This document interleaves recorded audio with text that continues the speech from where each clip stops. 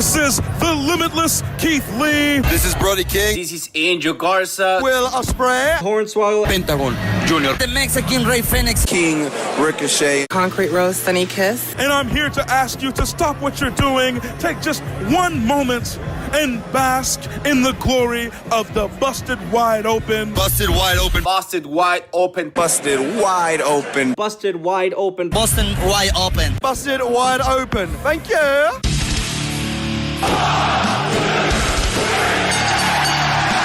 You're listening to the Busted Wide Open podcast, dropping the elbow on the hottest topics in sports entertainment and the world of professional wrestling. With your hosts, Nick Howell and Sir Ian Dangerous. Coming to you from the Orbital Jigsaw Network Arena in sunny Southern California.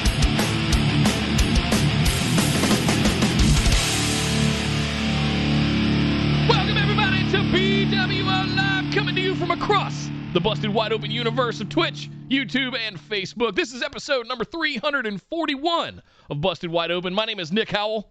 And living in a country where there are less fingers now than there were before this last weekend. Happy 4th of July, everyone. I am Sir Ian Dangerous. And yes, welcome to Busted Wide Open, where we're here to talk about the haps with the graps. Monday Night Raw was on last night. We have to talk about what went down on that. We're 2 weeks away from Money in the Bank, and they are lining everything up for that pay-per-view. We have to discuss that as well as some rather disappointing big news, Nick. But before we get to that, of course, we've got to do a little lip-smacking business, and then we can get into the... Oh, God, it's gross. Then we'll get into the show. I just have to moisten my lips up a little bit. They sound very moist. Linktree.com/BWO is where you want to go to like, share, subscribe, do all the things. Make sure you follow us everywhere. Subscribe, share the content. Trust me, that's the quickest way we grow and introduce new eyes and ears to the Busted Wide Open universe. Thank you guys very much for all the sharing of the show that you do. But Linktree.com/BWO. Head over there. You can find links to get merch. Join us in our Discord community. Join our Facebook discussion group. All kinds of good stuff over there. But most of you guys know this stuff already. This is for the new people. Linktree.com/BWO. A special shout out to all of our patrons. We will be doing our AMA show, the Patron Mailbag, or should I say the BWO Mailbag, as it is now known, because you can join over on YouTube with our new memberships for just 99 cents to unlock emojis and all kinds of other good stuff over there. We also have the $5 and the $10 tier over on YouTube, so make sure you head over there. If you're one of our YouTube viewers, what's up, guys? We see you. Thank you for joining us. Troy, what's up, man? I see you over there. Make sure you hit that little join button right underneath the video, and you can see the different tiers and options right there on YouTube as well. So you've got choices, Patreon or YouTube, and you can get some of the same benefits. But we will be doing the Patron Mailbag immediately following BWO Mailbag. That's going to take some unwinding to get out of my head because we're 90 episodes into that thing already. Good Lord. It's considering 52 weeks in a year, that's how long we've been doing that Mailbag show. God damn. Think about that for a second. And we've even taken a couple of breaks on the way. But that's it, guys. Thank you guys for joining us today. I will say this. Something I just noticed right now over there on the Twitch. If you are on Twitch, we do have our very own emojis, including some little versions of our heads. And I just looked over and realized, Nick, that because of the size of your beard, your little emoji kind of looks like tiny. Yeah, you look like a little black and white eggplant. You know emoji. what it is? I look like one of the characters at the end of Beetlejuice that was sitting in there and got the shrunken head voodoo guy, the African shaman that sprinkled the sprinkle stuff on my head, and it got, hey, what's going on here? But guys, we're going to call this the next segment the big news, but really it's about some really stupid, dumb crook news. Oh, no. Jimmy Uso. Not the first time he's had a run-in with the law. Damn it, Jimmy.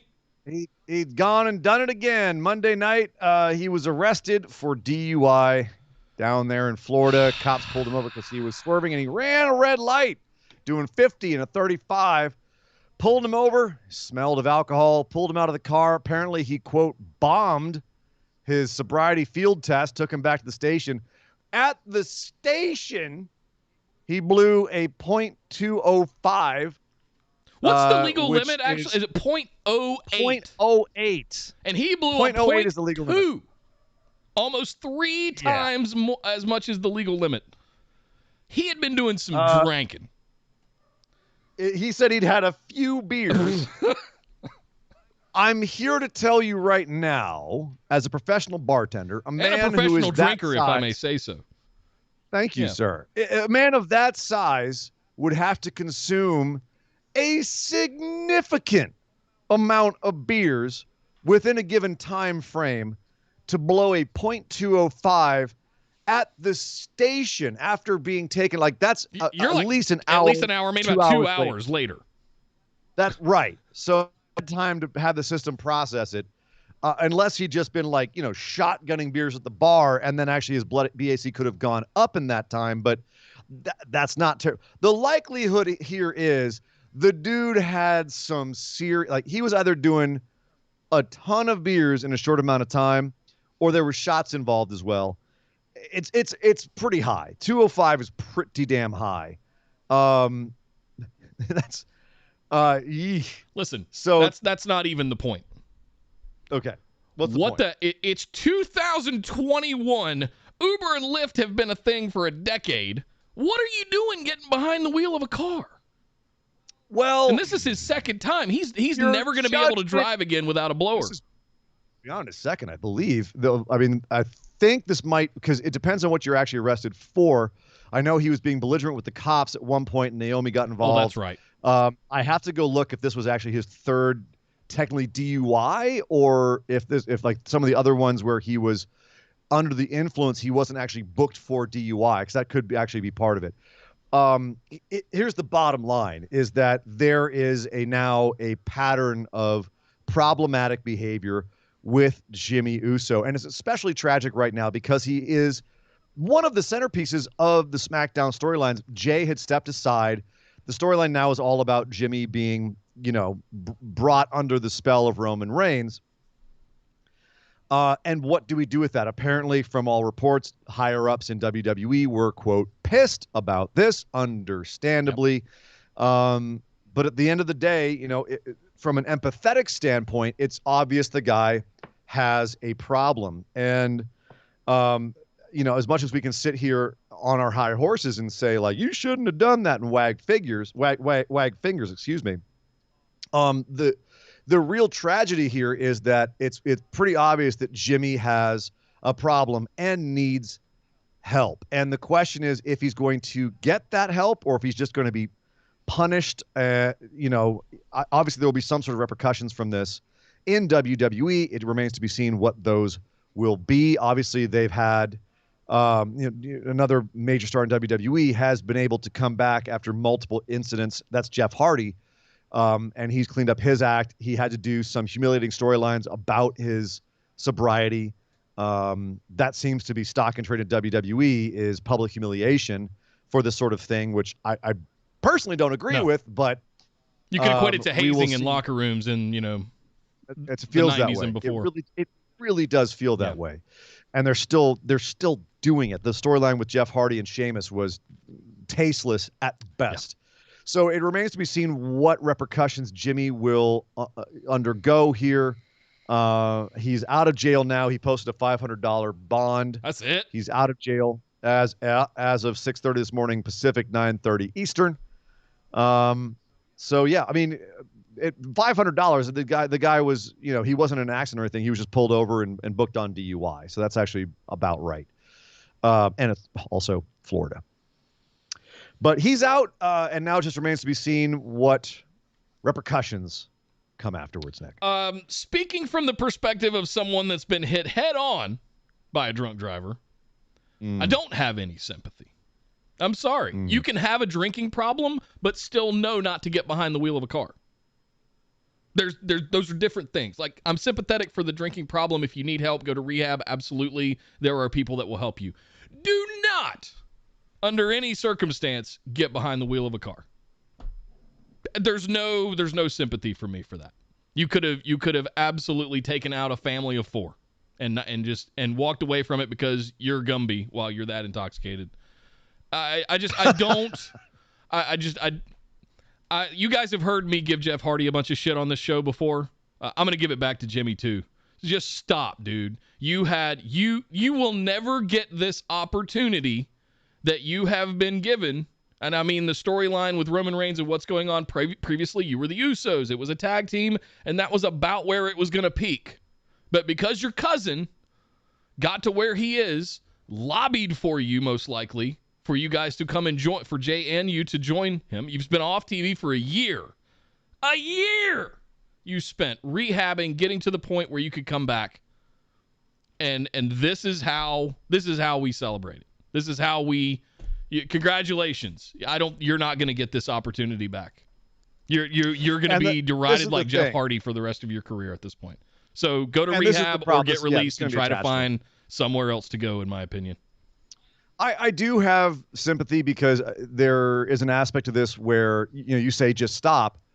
The problem is he can't, and that's the issue. He needs external, he needs outside help. He obviously cannot help himself here. He's now, it's obvious he's prone to making these deleterious life choices, and he's on a path of self-destruction. And he needs some outside help. And to that, I am empathetic and sympathetic. I'm mad at him. You can be mad at somebody for letting you down, for disappointing you, for making dumb choices. But at the end of the day, this is a guy that is talented, and from all reports is a decent human being. He just needs help, and is obviously making really dumb decisions that could, thankfully, have not, but could be really harming other people.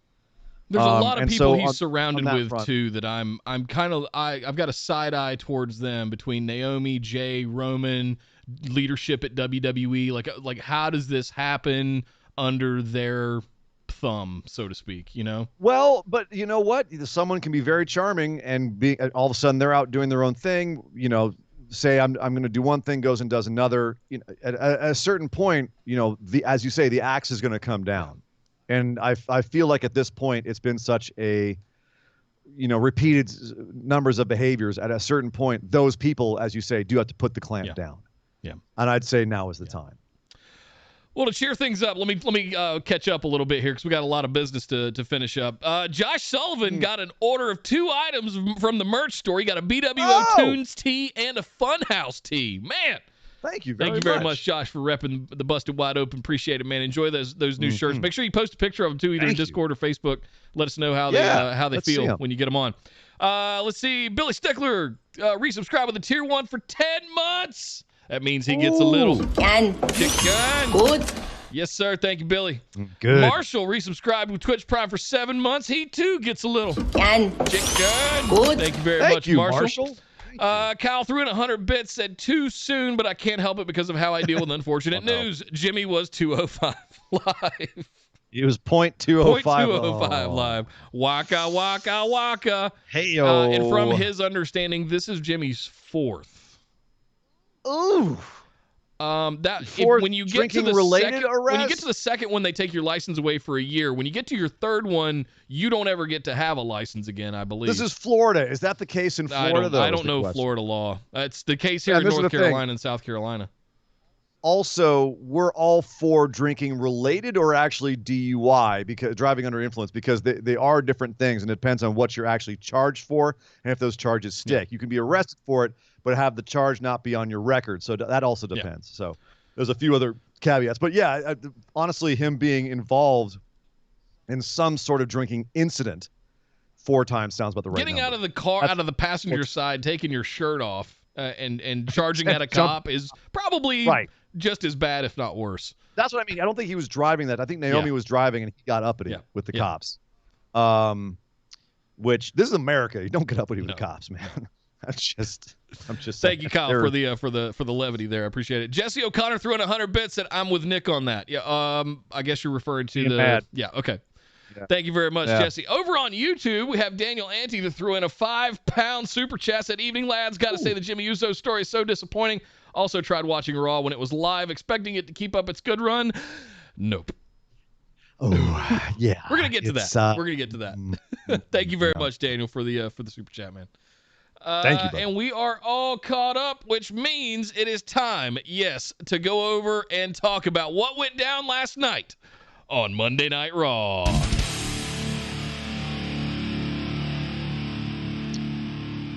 Well, before we actually get to Raw, I got to throw a quick shout out to the Funker. Apparently, he is in some sort of hospice care right now, undergoing some serious medical issues. So, hope you're doing okay, Funker. Get well soon. And yes, Dusty does still suck eggs. Dirty egg sucking dog. But over on Raw, Kofi Kingston still in the hunt for Bobby Lashley's WWE title. He and Xavier Woods ended up having a tag match with Lashley and MVP. MVP miraculously healed now, which Kofi made mention of. And Woods was supposed to be in a one-on-one match with Lashley again, and thankfully was not, Nick. I'm glad that they rebooked this so it was a tag team. The New Day versus MVP and Lashley. Kofi cut a pretty scathing promo backstage, called Lashley soft again. Once again, young Master Kevin went into MVP and Lashley's dressing room with all the ladies. MVP was beside himself. How do you keep getting in here? Which was hilarious. And then MVP and Lashley said, no, we're ready for Kofi and Woods, and Lashley is not goddamn soft. We even saw a video later of Lashley doing pull-ups backstage, not looking soft. He does look really like comfy. Like Lashley looks like a big statue of pillows with all his muscles and everything. You know, like he looks like he was carved out of marble. Like there's not many lines outside of that. Speaking of which, chiseled by Zeus. In case you don't follow Ricochet on earth. Instagram, he posted a picture of his back. He was doing a pose for God. And you can see in his lower back, you can see like the individual striations of the muscles. Just, oh my God, what are these guys doing to their bodies? What the? I was a comic book reader in high school, and I used to study like human anatomy in order to like draw like superhero bodies, and I never seen muscles like that on a human being. I didn't know you could work out those muscles. What the hell? God. The man has muscles where muscles should not exist. His muscles have muscles. His muscles have his triceps and biceps. It's madness. Lashley, also a man with some serious musculature. Which meant that in the tag match, he was basically the monster who kept running roughshod over Woods and Xavier. Woods and Kofi. Yeah. And then MVP was the guy who kept getting in there and just getting taken out. His bum knee kept getting targeted by the New Day, which I thought was a little heelish of them, but at the same time, that was their best way to win. And sure enough, MVP ended up being the weak link, getting isolated late in the match as Woods took out Lashley outside the ring. Looked like he had Kofi dead to rights. Kofi counters the bank statement, the money clip. No, the money clip. That's Okada. Oh, that's Okada. What is the name of MVP's finisher? I honestly don't know. Oh no, why am I spacing it? Anyway, what an asshole I am. He ends up countering that into a Trouble in Paradise. The Playmaker. The Playmaker? I think that's what it is. Yeah, the Playmaker is the Playmaker. Let's look it up.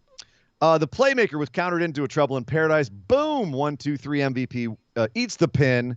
Lashley is beside himself, and Woods and Kofi pick up yet another win en route to Money in the Bank. So, what did you think about all of this? Did you think this was a better concept to have the tag match? Did it evolve the storyline at all?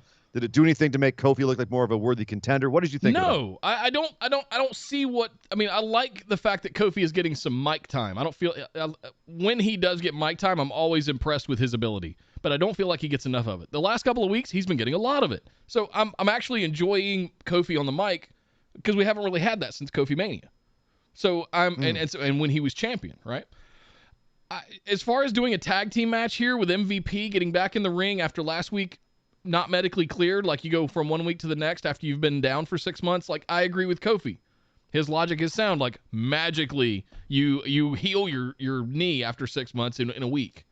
So I don't know that it did Lashley any favors. I don't know that it did Kofi any favors either. I really just look, we got one more week before, what are we, 10 days away at this point almost from Money in the Bank. I want to see some physicality. I want to see we don't need any more matches between these guys. And that's where I feel like we start letting things down a little bit when we start having these kind of matches. So Xavier Woods has had 2 beatdowns by Lashley at this point. So what else do we need to do? We need to find a way to contract or tread water or physicality or a pull apart brawl or something Something to heat it up, because otherwise it's going to be stale from this point if they try to do anything different. See, but I actually thought that this, while not advancing too much, it did a good job of defining certain aspects of this. Woods and MVP are the outside players here, and as a tag team, as they should be, New Day can beat Lashley and MVP. They're 11-time champions. They should be able to beat Lashley and MVP. Fair point. So I liked this booking of it. And I think that Kofi needs to look strong, like someone who can pick up wins en route to facing Lashley at Money in the Bank, because let's face it, just visually, you look at Kofi and Lashley and go, there's no way this skinny little dude is going to beat this mountain of butts, this giant marble carved beast. There's no way he's beaten him, right? So you have to have Kofi look pretty strong on the way in. This was a way to do it while still somewhat protecting Lashley. Now, I agree. Next week, we've got to have something else. Maybe even something where the extra components, MVP and Xavier, are taken out of the equation. Sure. Right? Find some way to do that. Lashley kills Woods, so in retaliation, Kofi kills MVP, and then we have a one-on-one at Money in the Bank. That would be an exciting next step to this, have them right? banned from ringside, and everybody just loses their mind or something whatever like it that. is. Yeah. That would be a stepping stone from having this tag team match where you see that when Xavier's at his side, Kofi can beat Lashley and MVP. Okay, cool. How do we make that more interesting? Cool. We take Xavier and MVP out of the equation, and now we go one-on-one. Who's the better man? That is a more exciting story going into Money in the Bank, and that would actually grow and evolve off of what they did on this Raw. Yeah. So that would be my next step, kind of speaking to what you're saying about, okay, now have a contract setting, have a pull-apart brawl, have something else that then makes it about these two guys and these two guys alone. We've seen the war of words. We've now seen tag team-wise who's better. Kofi's won both of those. Can he also beat Lashley at Money in the Bank? Kind of like what we did with Drew going into Hell in a Cell, where we had the contract signing and they added the stipulation right there on the spot where he could never challenge for it again. Like something like that is kind of what I envisioned that they should do for Kofi. Throw the last little bit of spice into it. Sure. Right at the last minute, so that the last go home, like, ooh, extra cool thing. Yep. Definitely. So right now, do you think Kofi feels like a worthy contender, or do they need that extra little bit of dry spice thrown in the gumbo? That's kind of what Kofi's played to his whole career. Is he's the little guy. He's constantly doubted and all of that kind of stuff. It's what made Kofi Mania.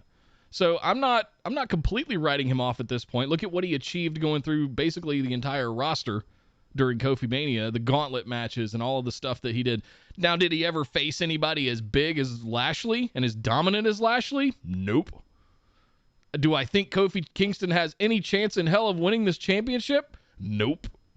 But it's going to be a good match. We know these two guys can go. They can work. There are going to be some spots. There'll be some strength spots from Lashley. There'll be some high flyer spots from Kofi. It'll be a good match. But yeah, I'm not reading more into this than what's on the surface. It kind of is what it is. Has he become a worthy contender? Yeah, but anybody can be a worthy contender with enough mic time. So that's where my head's at. How about you? Again, the visual of him and Lashley. At this point, the only time that we've seen him beat Lashley was with Drew's help. So they're putting up all of these kind of extraneous things to make Kofi look more viable against Lashley, and I don't know if they've successfully made it so that he feels one-on-one like I don't believe he can beat Lashley one-on-one. No. Okay, great. You can beat him in a tag team. You can beat him in a war of words. I don't believe he can beat him one-on-one, and they need to actually make me wonder if Kofi can beat Lashley. Yeah, I'm nowhere near that yet. Right, exactly. They haven't yet at all. No, at all. No. So that's really the proof in the pudding. What else we got on Raw? Well, speaking of taking people out at the legs, Charlotte got chop blocked by Rhea Ripley last week, and she was selling that injury this week, coming out with a crutch and complaining about how, woe is me, poor Charlotte. I have been injured. I might not even be able to compete at Money in the Bank. Rhea keeps stealing all of my stuff, and then she now might have stolen a match from me. Well, out comes Rhea Ripley to respond on a crutch. overselling her leg, trying to do her big stomp entrance, and then wincing in pain as a result, which was hilarious. Overselling the entire way into the ring. Wasn't able to get into the ring on her own, so she had one of the camera guys come and help her, one of the PAs. Came and held the ropes for her. Charlotte said, "You're even stealing my entrance. Come on now." So Rhea finally gets in and limps over to Charlotte and says, "Charlotte, I know what you're doing. This is all crap. You're full of crap. And yes, I am imitating you being full of crap." And sure enough, as she goes for Charlotte, Charlotte jumps away and shows that sure enough, she has no problem with her leg whatsoever.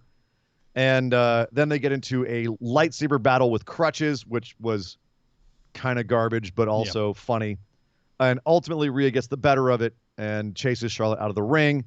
And Charlotte walks away up the ramp as they both kind of do like the whole, "I'm in your head. I'm thinking further ahead of the game than you," pointing at their heads all the time. Nick, this has become a psychological battle of idiots here. Yeah. Are you? We've been complaining about this feud for a while, that it's not making Rhea look good. It's not making Charlotte look good. It's not making anybody look good. Did that change this week? No. Okay. Why? What are they doing anything right about this? They're trying to show that Rhea is she trying to imitate Charlotte? Is she trying to show that she is as good at Charlotte at the mind games? Is she just being a troll? What are they doing to make Rhea look good here? Obviously, she, quote, outsmarted Charlotte this week, but did she? Like, what do you think they're going for here? I mean, when I saw Charlotte leaning on the crutch, just hunched over like that, I was just like, she's totally faking it. This is going to be a obviously thing. Yeah. It was a nice promo from Charlotte. I like the way she delivers the stuff. But I think the thing that we've been on about with Rhea is that Charlotte still feels bigger than Rhea. I fully believe Charlotte's going to beat the shit out of Rhea Ripley.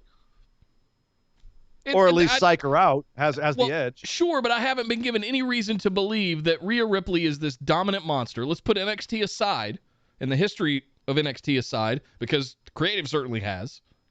But in the kayfabe of Raw, I've not been shown, since before WrestleMania, I've not been given any reason to believe that Rhea Ripley is anything more than opportunistic. And that's my concern. They're not booking her as this monster that she is. And they need to do that. We've seen several examples of this over the last few years, whether it's AEW or WWE, where they have these big dudes come in and they don't really book them properly, and we end up kind of getting laissez-faire about them. And that's my concern for Rhea. Rhea Ripley stands to be your next long-term women's division superstar. Yes. And you're kind of just treading water with her. You're not really doing anything with her. She's not a psycho kind of, she's not a heady kind of competitor. She's a brawler. She will get in there and absolutely rip you in half and fold you in half. You make a good point there. Why are we defining her as being someone who's on the psychological level of Charlotte? I don't need cerebral Rhea Ripley. You know what I mean? Yes. Right. She's out there like, okay, next week on Raw, Charlotte versus Rhea, a chess match. Right. What are we gonna? We're gonna reboot the Queen's Gambit with Charlotte, and somehow Rhea Ripley's gonna come in and beat her at chess. We're gonna start playing like Beethoven in the back. Na, na, na, na, na, na, na, na, na, na. Queen to Rook 4. Na, na, na, na, na, na, na, na. Knight takes Queen. Where are you at with all of this? I'm pretty vocal about it. I'm not as excited about this as I wanted to be, because half of it is wrestling. I'll admit that, but the other half is there's a better way to do this. You've got someone that should be on the Mount Rushmore of women's wrestling in Charlotte Flair, and then you've got this hot blue chipper in Rhea Ripley that they should be just hot. This should be fire hot for fire. each other, and it's not. And you're right. You know, you hit it on the head. This isn't the worst thing they're doing. No. We've got plenty more of the show to talk about that involves that. This is not the worst thing. But it should be so much better. It could be so much better. And it could be, even what they're going for here is not the worst thing they could be doing. Charlotte plays mind games. Rhea is able to outthink her and outplay these same games. That's not a bad storyline when you have Rhea as the champion And Charlotte, who is a perennial champion, and you're trying to show that your new champion is on the level of this multiple-time champion, is show that she is able to play the same mind games that got Charlotte to the top, and that she's kind of one step ahead, or at least in lockstep with that. That's not a bad concept. But the way they're executing it is just not telling that story effectively enough to make us care about Rhea, want to root for her, or even be invested in her. You know, Charlotte's fine. She's fine. She's playing, the scurrilous heel that she's been playing since she got back. It's fine. She's good at that. But we're not getting the kind of babyface moments from Rhea that are going to make us want to root for her or get behind her. She still feels too much like a troll. She feels too much like, she's a heel who just happens to be working against a much worse heel. But she's not giving us much to want to cheer for. Yeah. So that's, I think, really fundamentally where the issue is here. They're not making Rhea accessible. They're not making her feel like someone that we can get behind. She's 18 months ago, Charlotte won the Royal Rumble, and Rhea comes out on Raw and goes, "Why don't you challenge me, Charlotte?" That's badass. That's zero F's given. That's the kind of Rhea Ripley champion that I want. Why aren't we doing stuff like that and telling the story in video packages and history of their amazing WrestleMania match last year, the build up to that from Royal Rumble, and the lore that we've had since with Rhea Ripley winning the NXT championship. And Charlotte, this is a get back for Rhea in a way. This is a chance for her to prove that she can get one back from Charlotte that stole one from her last year. You have a built-in story. Why are we not doing this? You have a built-in story of Rhea wanting to get her win back, and instead she's out there being Rhea Smirkley and being, feel like acting all superior, supercilious, and it's obnoxious. Yeah. It's making us, it's giving us a remove from wanting to cheer for her. Hey, Kyle throwing 100 bits said, "This to me was the best Rhea and Charlotte segment they've done, with Rhea trolling the hell out of Charlotte in the crutch battle." I mean, you're not wrong. It's one of the better ones. I still don't think this is the right thing that they're doing with them. It's just a low T-bar. Yeah. Is the problem. I see what you did there. What? This was the first time I felt as a Rhea fan, I felt fine letting go of the wheel as a fan of main roster. If they can sum up everything in a promo next week, everything the last few months can work in a nice package. If Rhea on main is a badass that takes the piss out of heels, I'll take that exchange. But we need to move on after Money in the Bank to someone new. Thank you, Kyle, for the 100 bits. I'm not entirely sure Rhea Ripley walks out of Money in the Bank as the Raw Women's Champion. Mm-hmm. And I think that, after what they've been doing, will be the ultimate punch in the face. And if they take that title off over and put it right back on Charlotte. Oof.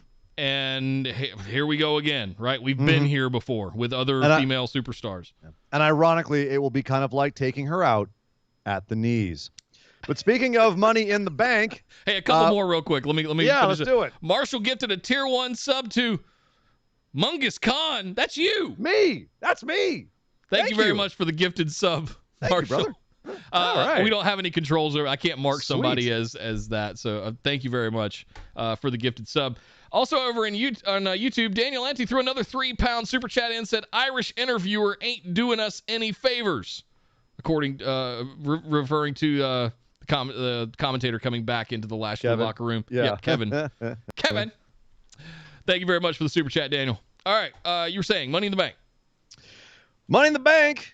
Well, it's coming up. And opening the show was Miz TV talking about Money in the Bank. We had Johnny Drip Jip, John Morrison next to him, throwing out all of the dad joke puns about being wet that you could possibly imagine.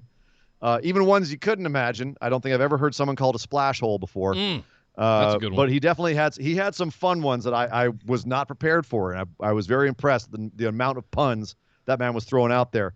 But they were talking about how John Morrison was going to win Money in the Bank, as you would expect with such a segment.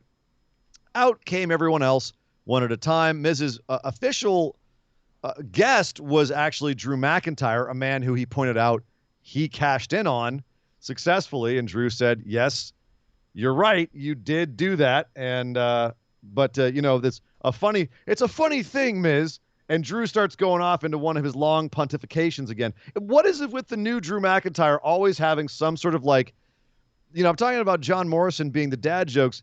Drew has turned into the long-winded uncle who's always got some sort of goofy, like shaggy dog story.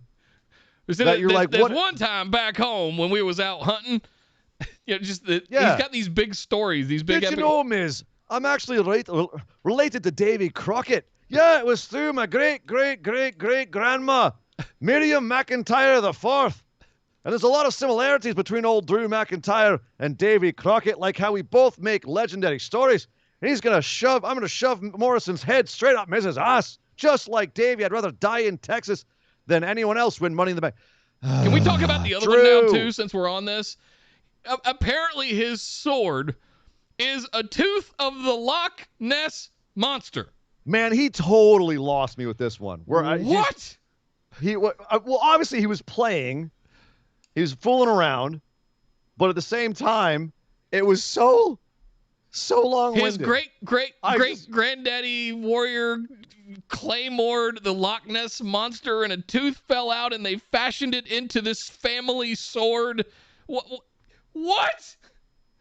What has happened to Drew McIntyre? He's completely off the reservation.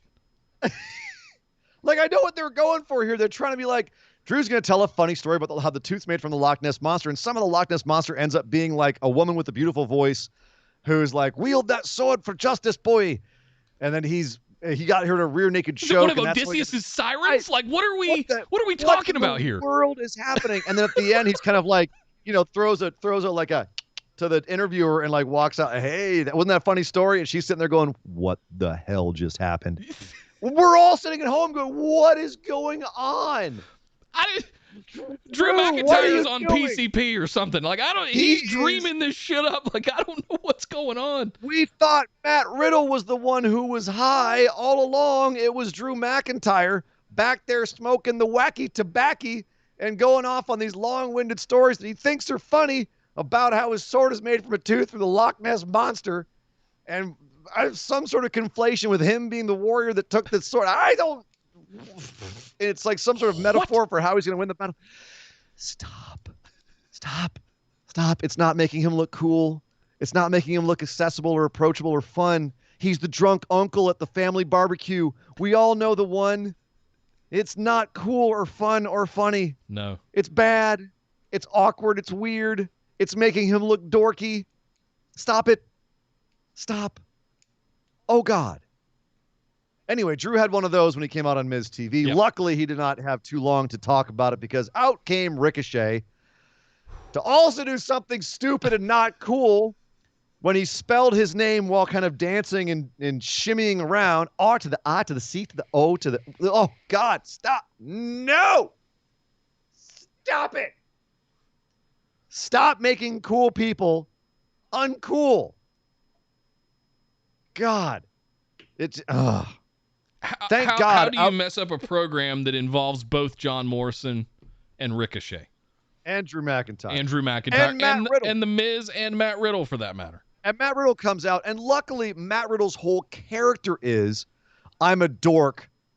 So he was out there doing dorky stuff like climbing the ladder and being like, wow, I'm so high. You guys all look so small down there. But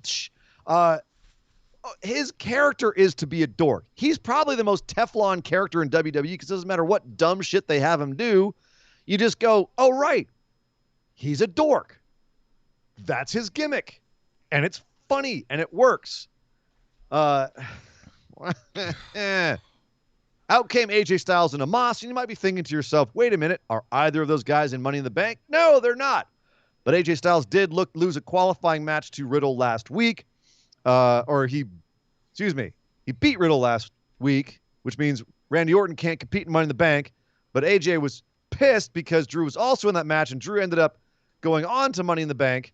And AJ did not, but he wasn't pinned, so he felt like he should be in the Money in the Bank.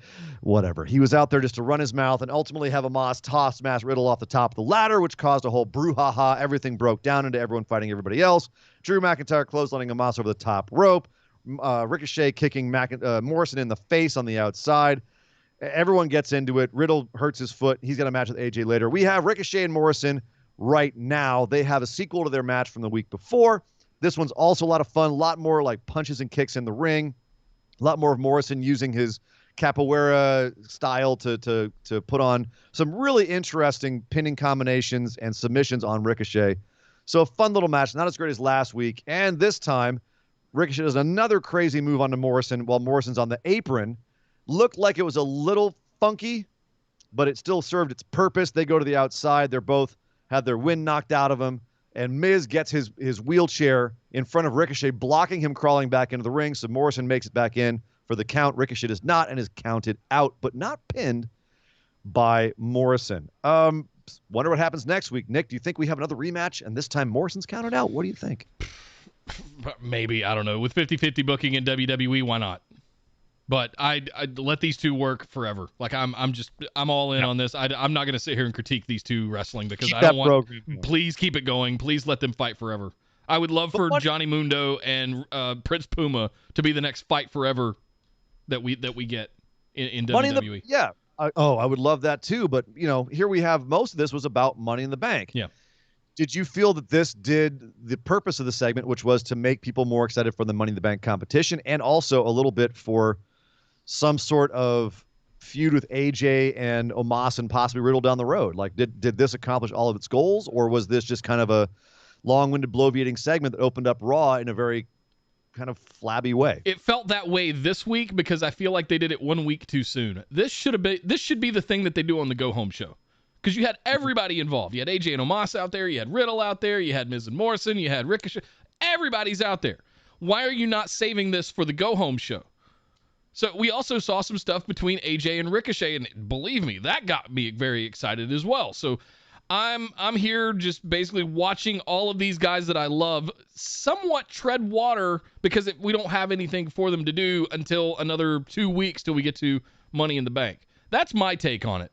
But I'll never be upset at watching all of these guys be in the ring in some way, shape, or form. These are like the core of my favorite wrestlers right now.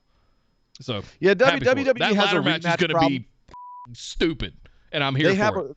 I agree that they have a really good group of dudes this year. But WWE has notoriously had a rematch problem and a problem with feuds going on a lot longer than they need to. This is definitely one with Ricochet and Morrison where the two guys are so talented and work so well together that I'm not mad at it. No. It's a little frustrating that the endings seem somewhat. We'll come back next Raw. They have a match next week. We'll come back next Raw. If Morrison's counted out next week, we'll just be sitting here going like, "Ooh, yay, great booking, guys." Yeah. But at the same time, hopefully this leads into something bigger and better down the road because these guys, you can put them together as much as, like you said, fight forever. As much as you want, they're always going to give you a pretty damn good match. Yep. Marshall threw in 100 bits, said Drew is going to walk out talking about chemtrails before we know it. He's going to be hanging out with Bo Dallas talking about the lizard people. Maybe they should start a podcast. My great-great-great-grandfather on my father's side, he was a lizard person, and he lived in Glasgow, Scotland, underneath the cathedral, and he came out Stop it, Drew! Shut up! God damn it! When are we going to hear that the sword was used to cut the stone that made Hadrian's Wall? Like, this is going to get out of control if they don't curb it pretty quick. So please. There was a McIntyre in China 2,000 years ago, and in fact, they worshipped him as a local deity. I don't care, Drew. Stop it. Oh, thank you very much, Marshall. Catherine 100 bits said Drew's promo before the gender match to me was his suffering succotash promo. It was just bad. It's really bad when Chief's dad getting asked for Tree Fitty. Chef's dad getting asked for Tree Fitty is more comprehensible and engaging. I didn't think we would get here this fast with Drew. That's a really good comparison. It was about this time in Roman Reigns' push that he started doing the suffering succotash bullshit. After all, Roman Reigns is that goddamn Loch Ness monster again. Goddamn Loch Ness monster. What do he want? I don't know. He said he needed about $3.50. $3.50. Goddamn Loch Ness monster. Thank you very much, Kyle. J. Wolf threw in 100 bits, said just tuning in while on break. Decided to watch this week because you guys highly praised last week. I think you might have Stockholm Syndrome from watching Raw. This show was terrible. The show was so bad, my girls chose to go to bed. We're not saying this week was good. No. We're not. Last week was pretty decent. This week, not so much. The stuff that's going on in the Money in the Bank ladder match has got my attention, but everything else is just, what in the hell is going on? We're trying to find the kernels of corn in the giant pile of feces that this Raw was. So just pardon us while we try to find them. What was the line in Jeff Goldblum from Jurassic Park? That's one big pile of shit. Pile of shit. Thank you very much, Jay. All right, what else we got to go over here? Well, speaking of shitty moments, Nikki Ash, because she's almost a superhero. She was in a giant tag match 4-on-4. She was in a match with Asuka, Naomi, and Alexa Bliss on her team. And then Nia Jax, Shayna Baszler, Eva Marie, and Dewdrop on the other team. Honestly, there was a lot of pretty exciting stuff in this match, and there was a lot of good moments, good selling, good storytelling. There was a lot of this match that I liked. Then there was also the part where Alexa Bliss tried to hypnotize Reggie again, and Shayna Baszler just went around and threw Alexa Bliss into the wall, and she was just out for the rest of the match the way, unbeatable demon characters are. Right.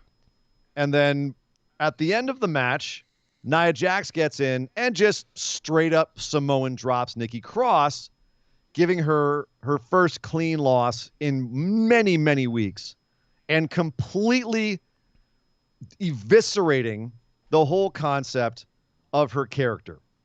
Now, the only way I'm going to walk that statement back is if we go into an angle where Nikki Cross is now having to fight upwards against Nia Jax, and it's a whole bullying angle because we're already on the whole believe in yourself and anything is possible shtick with Nikki.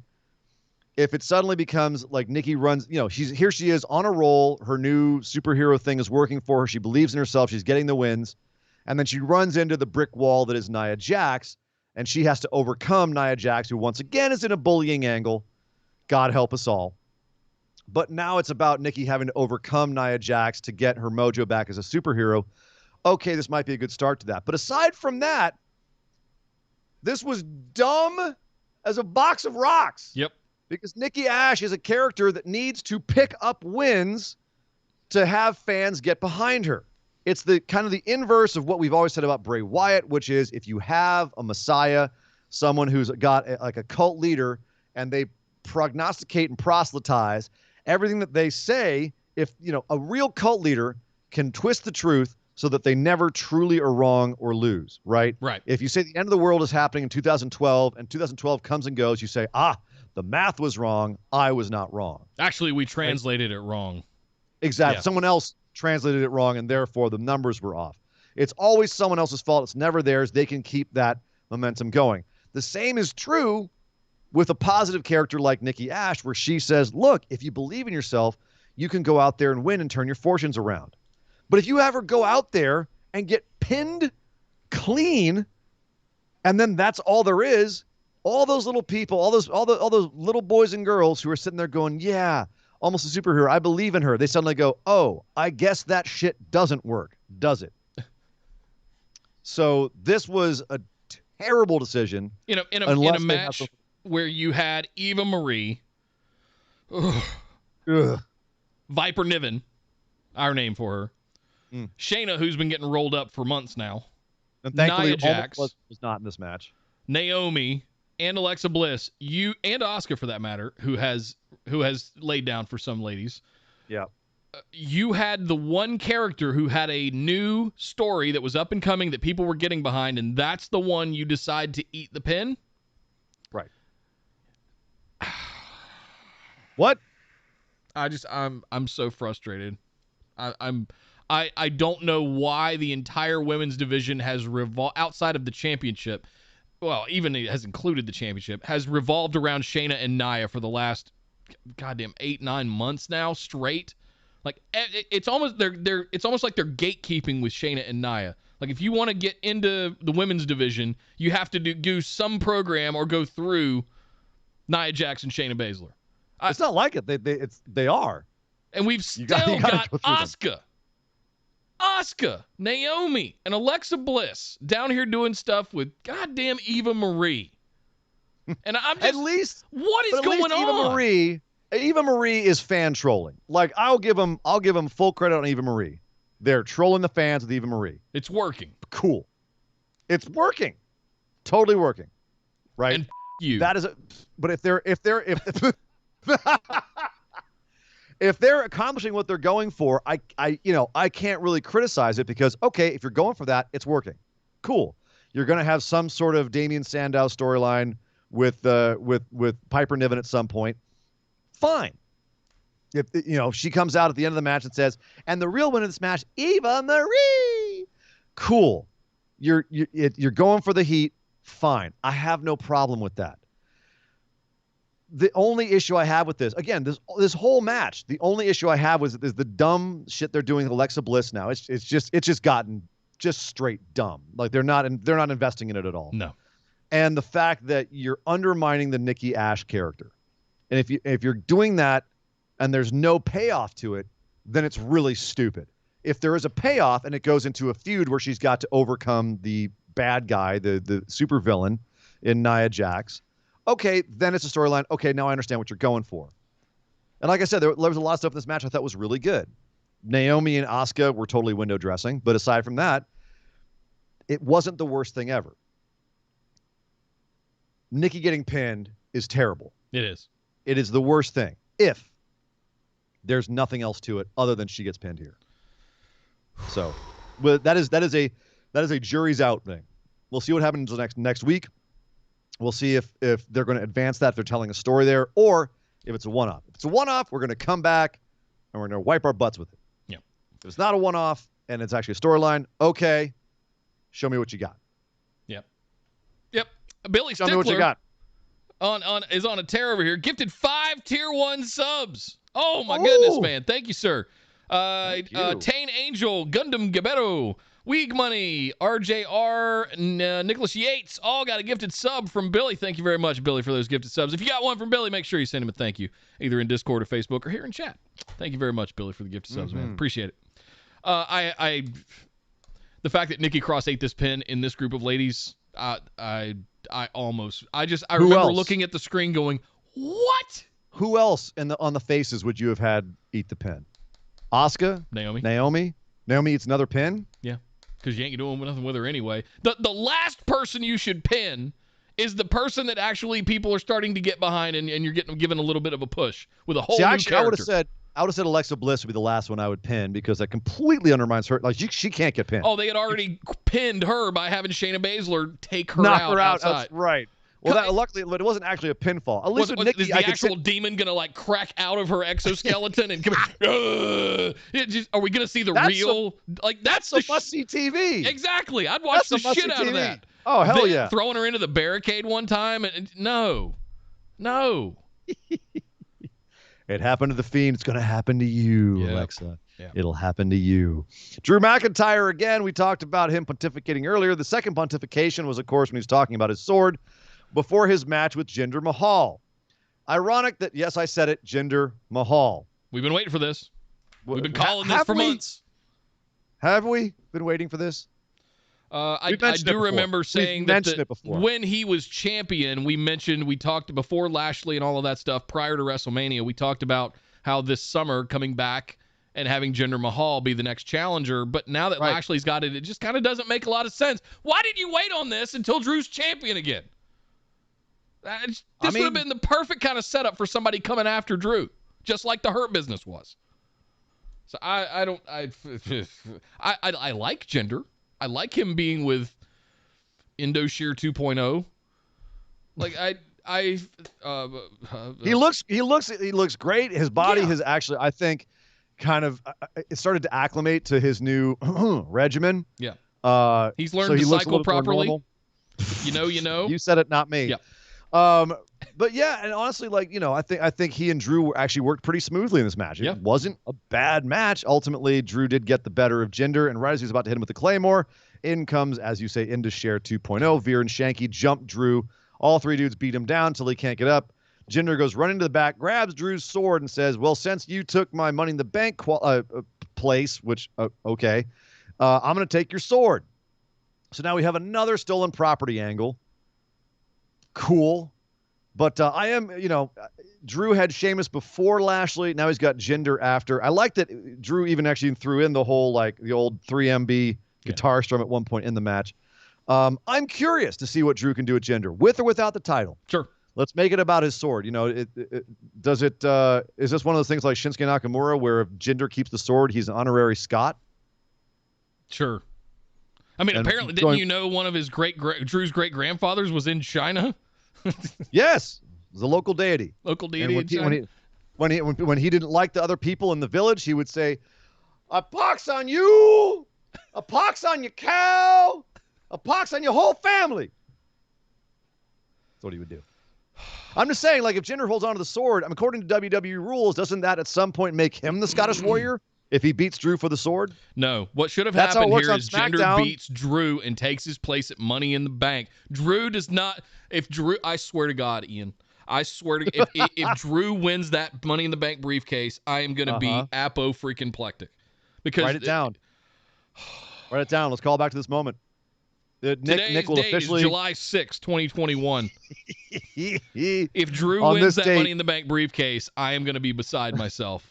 He is Nick the absolute last person that needs that briefcase. He's had title opportunity after title opportunity for the last 6 months. Oh. July 6th, 5:57 p.m. Pacific time.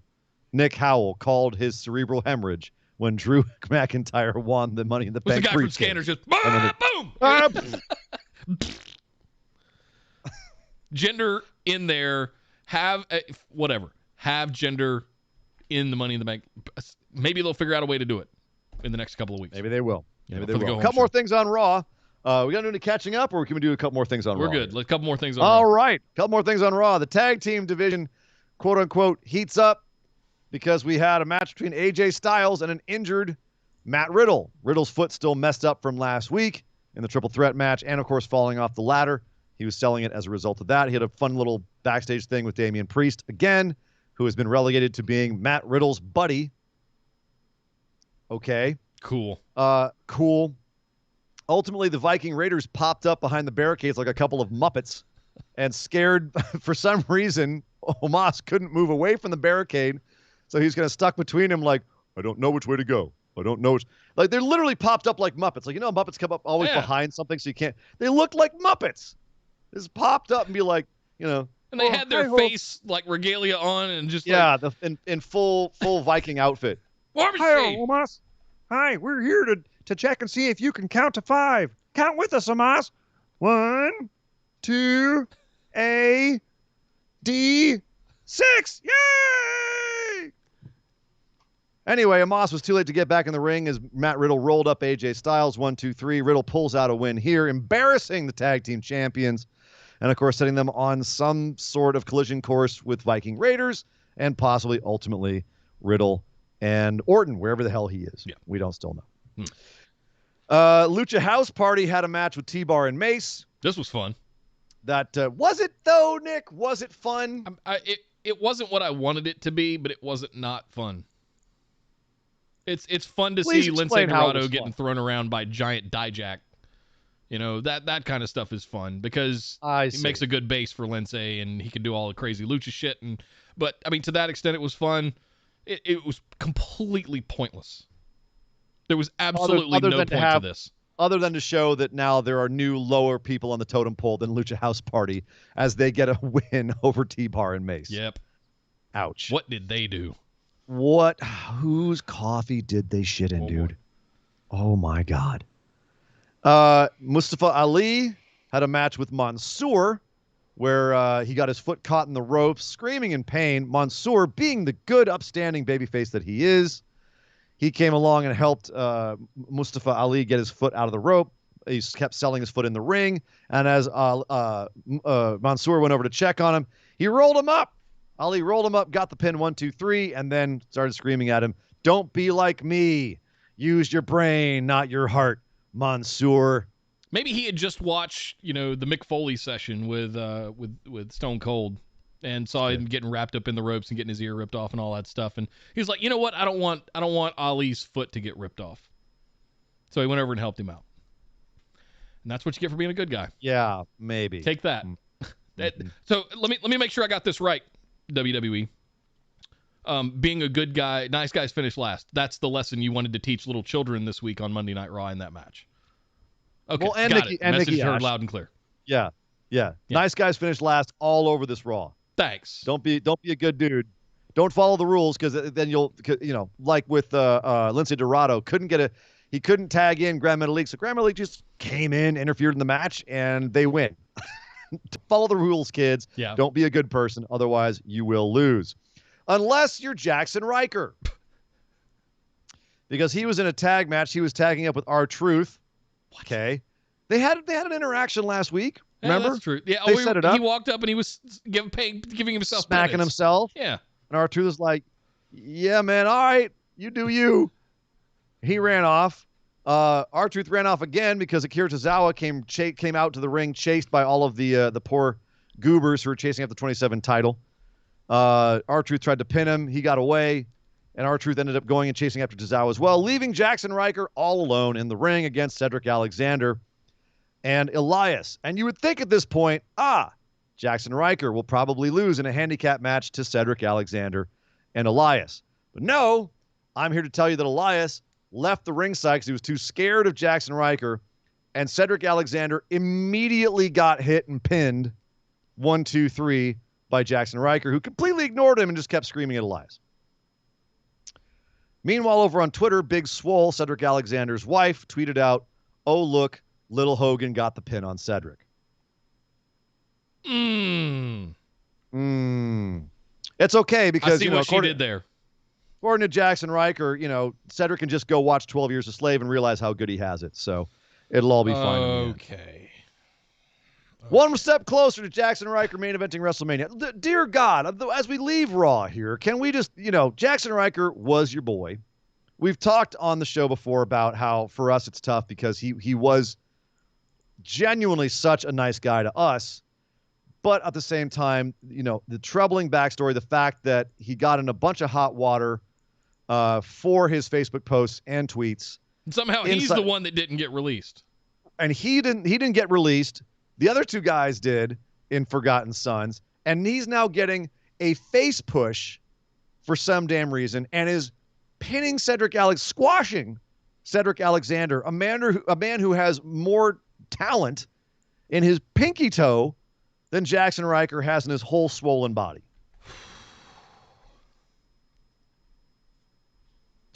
Do you think, Nick, that this will change when crowds show up, or will they be so disinterested in this Jackson Riker Elias feud that they just won't even react? Like, what kind of reaction do you think that will happen here?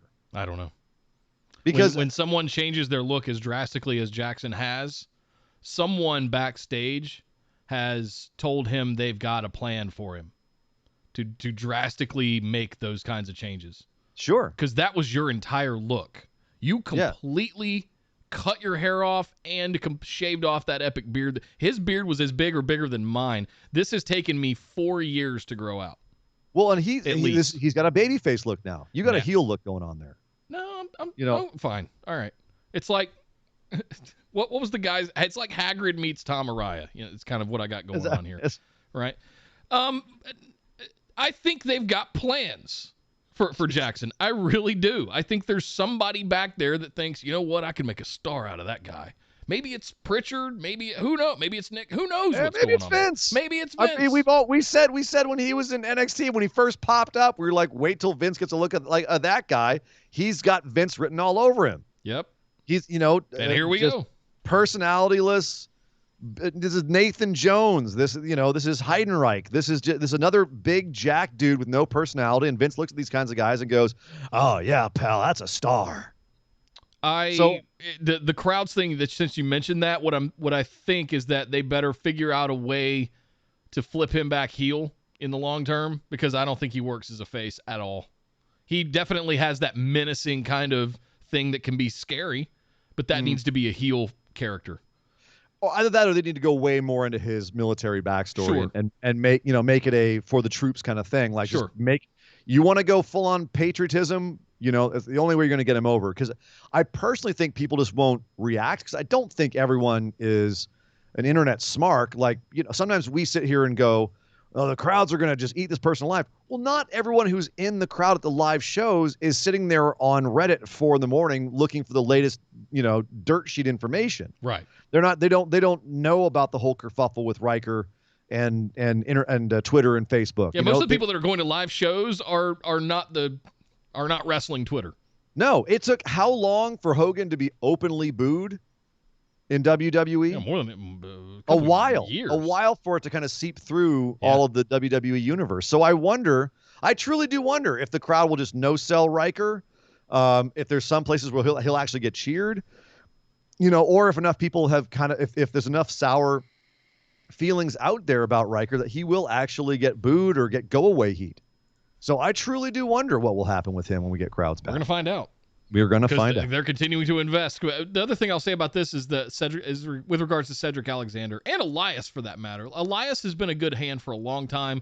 There's been a couple of times I've thought that he could get a push when he got that real big heel heat in Seattle that one time and made a joke about the Supersonics. Him and KO, yeah. Oh man, I was like, oh wow, this is his moment. He could really take off with it. Nope, they squandered it. That's going to be the highest point he ever has because he's cold as ice right now. There is nothing on him right now. And then there's Cedric Alexander, former 205 Live champion or cruiserweight champion, had some great matches over there. Good stuff with Buddy Murphy. Like, it's obvious to me that whoever is booking Cedric has no idea that even exists, that history is there, that they have any understanding of just how freaking talented Cedric Alexander truly is. And we got a hint of that with him promoing with Hurt Business, right? We got a bunch of hints of that. I felt like he was giving WWE exactly what he should, which is this bulldog mentality, going out there and being all fired up and being a spitfire. Like, I really do think he was giving them everything that they wanted, which is why I'm so shocked they're not doing more with him. I'm like, he was giving you everything that WWE typically wants. What's going on? So, don't know. Yeah. Don't know. Yeah. Jesse O'Connor threw in 100 bits, said they popped out of the snow like daisies. Is that a Muppet reference? I don't know that one.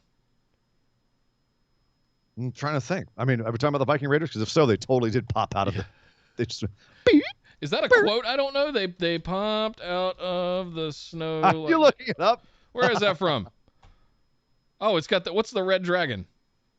Is that Oh, that's from Mulan. So she's also quoting. I quoted Mulan earlier. She's quoting Mulan as well. I just didn't pick that right away. 2 + 2. I got it. Sorry. Thank you very much, Jesse. I appreciate it. Yeah. You don't find a girl like that every dynasty. Well, there you go, guys. There's our thoughts on last night's Raw. Not as good as last week, obviously. Not by a long shot. No. Nowhere near, but I mean, it is what it is at this point. I mean, I love ladder matches. I love Money in the Bank. It's one of my favorite pay-per-views. I'm excited for what it's built up to be. And as we say, almost every pay-per-view with WWE, it's going to be a good show. We're going to see a lot of good stuff happening in it. I was a little questionable about Hell in a Cell, but you got some ladder matches coming for Money in the Bank, and those are always a good time, especially the men's one this year. Looks really, really good with the people that we've got going in there. But that's it for Monday Night Raw, guys. It's time for us to head over and do something that we like to call our moment of positivity. Yeah. Mop, mop, mop, mop, mop, mop, mop, mop, mop, mop, mop, mop, mop. The moment of positivity. That's right. It's time right now. Let's get down to business to do the mop.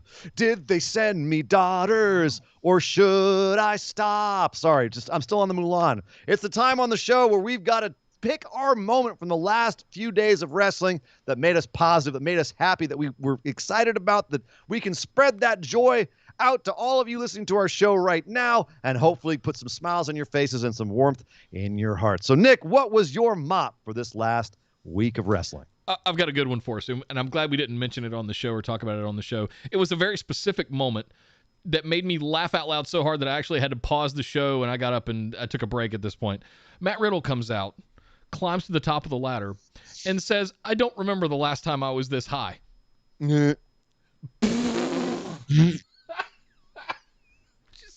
It's the thing from Raw that made me laugh and made me enjoy just be in that moment. I swear, I mean, I know he's not because he's really mellow, but right. I swear to God, RVD is somewhere just going, God damn it. I was 20 goddamn years too early. Riddle's out there just like, yeah, I smoke. What? And RVD's back in the day like, I just can't do it. I can't let it out. I can't be me. I don't think RVD has any complaints about his life right now, to be honest. He's having a good time. Oh, that's what I'm saying. RVD is way too mellow. He don't give a shit. Yeah. What about yours, Sir Ian Dangerous? What was your moment of positivity this week? I hadn't actually thought about it yet, and I'm not really sure, but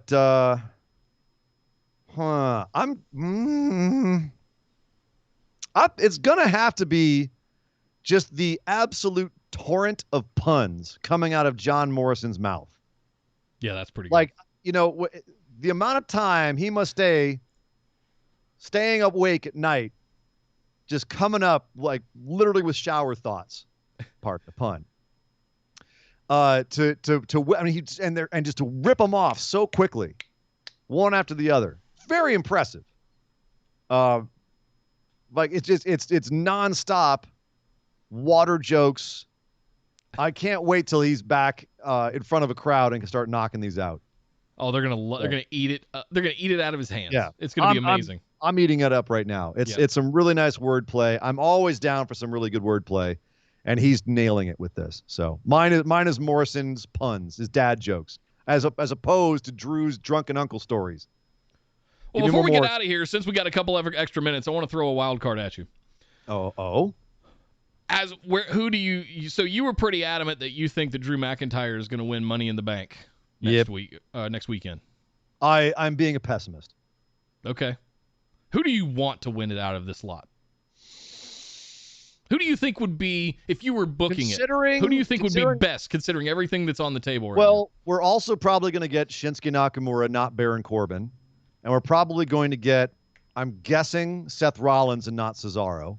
Mm-hmm. We might get Cesaro, but I somehow doubt it. Either way, Seth or Cesaro, I don't think either of them is winning the briefcase.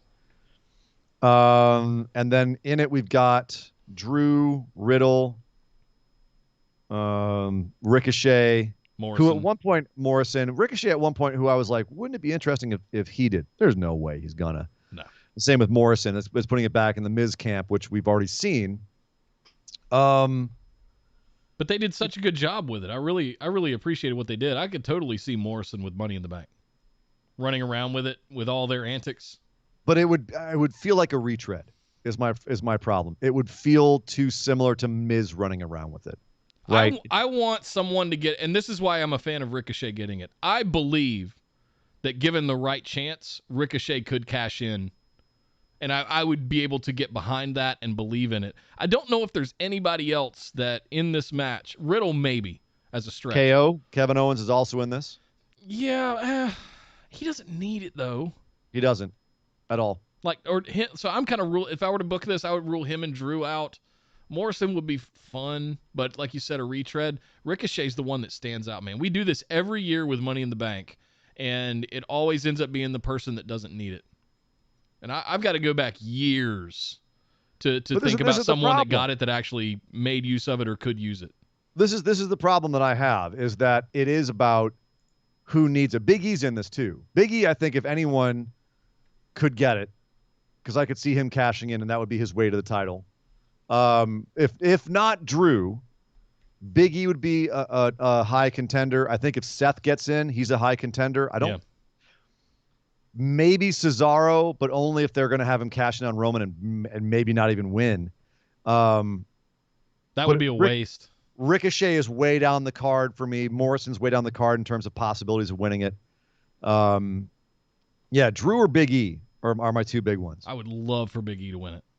Yeah. Absolutely love for Big E to win it. No. Yeah. We'll see. But you're right. It's probably going to be Drew. Probably going to be Drew.